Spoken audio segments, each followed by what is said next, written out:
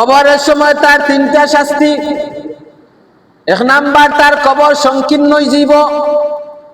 অনেক সময় যারা কবর খুঁজে তারা অনেক সময় বুঝে এত সুন্দর এত পরিশ্রম করলাম কবরটা খোদার লাগি, কিন্তু কবরটা সংকীর্ণ হইয়া যাওয়ার কারণ হইল নবীজি ফরমায় যে বেনামাজি ব্যক্তি মারা যাওয়ার সময় তার কবরটা সংকীর্ণ হয়ে যাইব, ছোট আকারে হয়ে যাইব।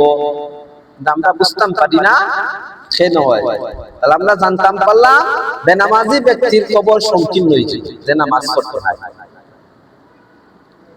দুই নাম্বার, তার কবরে আগুনের লেলিহাদ হইব, তার কবরের মধ্যে দাউ দাউ করে আগুন জ্বলতে থাকবে। তিন নাম্বার, ওই বেনামাজি ব্যক্তির কবরের মধ্যে ৯৯টা সাপ থাকবে। নাফিল খালায় কিতাবের মধ্যে আইছে সাপের চোখ এবং নখ থাকবে আগুনের। এই বিষাক্ত সাপ একবার মানুষে যখন সবল মারব ধ্বংস করব, ৭০ গজ মাটির মিশে যাইবে।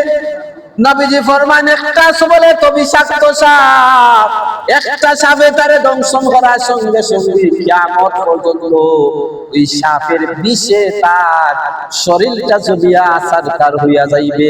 অন্য হাদিসের মধ্যে আসে নবীজি ফরমায় এই কবরের বিষাক্ত সাপগুলো যদি একটা সাপে যদি দুনিয়ার মধ্যে যারা পরিমাণ শ্বাস ছাড়ে, দুনিয়ার লতা পাতা জ্বলিয়া ছারখার হয়ে যাইব।